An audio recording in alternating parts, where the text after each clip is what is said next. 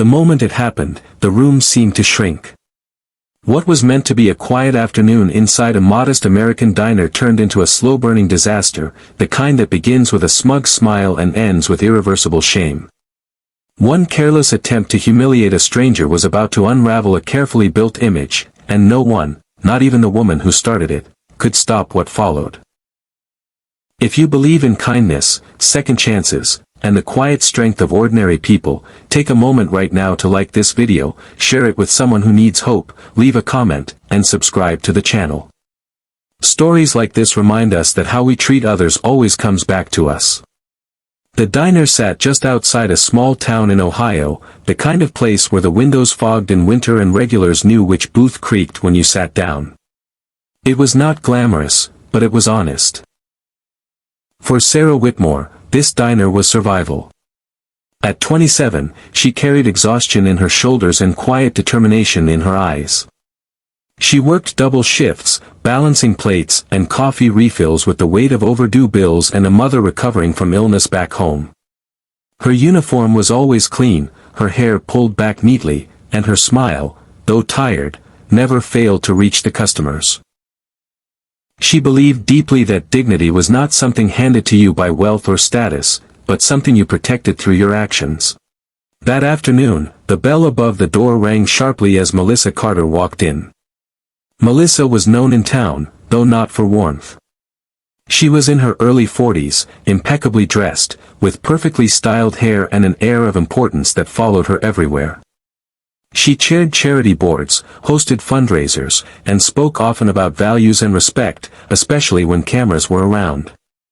What people did not always see was her impatience with anyone she believed beneath her.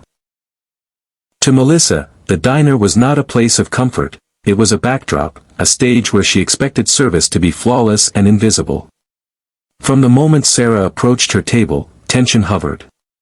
Melissa's eyes scanned the menu with exaggerated boredom, her fingers tapping the table as if Sarah's presence itself was an inconvenience. Sarah remained calm, professional, focused on doing her job well, unaware that she had already been judged. Melissa noticed the slight tremor in Sarah's hands as she poured water, the faint weariness beneath her polite expression, and instead of compassion, she felt superiority. As the minutes passed, Melissa found fault in everything.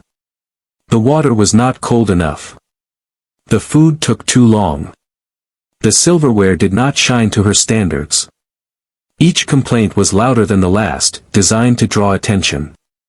Other customers began to notice, their conversations lowering, eyes shifting uncomfortably. Sarah apologized each time, moving quickly to fix whatever she could, her face warm with embarrassment but her voice steady. Inside, however, something heavy pressed against her chest. She had endured difficult customers before, but there was a sharpness to this, a desire not just to complain, but to diminish. Then came the moment Melissa decided to make an example out of her. She gestured dramatically, her voice rising as she spoke about incompetence and how people like Sarah should be grateful to even have a job. The words, though not quoted here, landed like blows. The room fell silent. Sarah stood frozen for a second, feeling every eye on her, feeling small despite standing tall. Years of hard work, sacrifice, and quiet resilience were being reduced to a cruel spectacle. But something unexpected happened. Instead of breaking, Sarah took a slow breath. She straightened, nodded respectfully, and continued doing her job. She did not argue. She did not cry. She simply moved forward, her calm exposing the ugliness of the moment more clearly than any confrontation could. What Melissa saw as weakness was, in truth, strength. What Melissa did not realize was that this diner was not just any diner. It was owned by an older man named Thomas Reed, a widower who believed deeply in treating people right. Thomas had been in the back office, reviewing invoices, when the raised voice reached him. He stepped out quietly and observed from a distance. He saw Sarah's restraint. He saw Melissa's performance. And he saw the discomfort spreading across the room like a stain. As Melissa continued, her sense of power grew. She assumed the silence meant agreement. She did not notice customers pulling out their phones, not to record Sarah, but to capture the display of entitlement unfolding before them. In an age where actions rarely stay private, Melissa was unknowingly documenting her own undoing. Thomas eventually intervened, not with anger, but with calm authority. He addressed the situation respectfully, reminding Melissa that his staff worked hard and deserved courtesy. His tone was firm, unwavering. The room seemed to breathe again. Melissa, caught off guard, attempted to regain control, dismissing the concern with a laugh that rang hollow. But the damage was done. The image she had worked so hard to maintain cracked in that moment. Sarah retreated briefly to the kitchen, steadying herself. She did not feel victorious. She felt drained. Yet, as she returned to her duties, something shifted. Customers offered gentle smiles, quiet words of support, extra tips left folded beneath plates. Kindness moved through the diner like a soft current, washing away the cruelty that had tried to take root. By evening, the story had already begun to travel. A short clip appeared online, shared not with malice, but with a caption about respect and humility. Comments poured in, not praising Sarah as a hero, but recognizing her humanity. People saw themselves in her tired smile, her refusal to sink to someone else's level. Meanwhile, Melissa's name trended for reasons she had never anticipated. Her public persona clashed violently with her private behavior, and the contrast was impossible to ignore. In the days that followed, consequences arrived quietly but firmly. Invitations were withdrawn. Boards requested meetings. Supporters questioned values.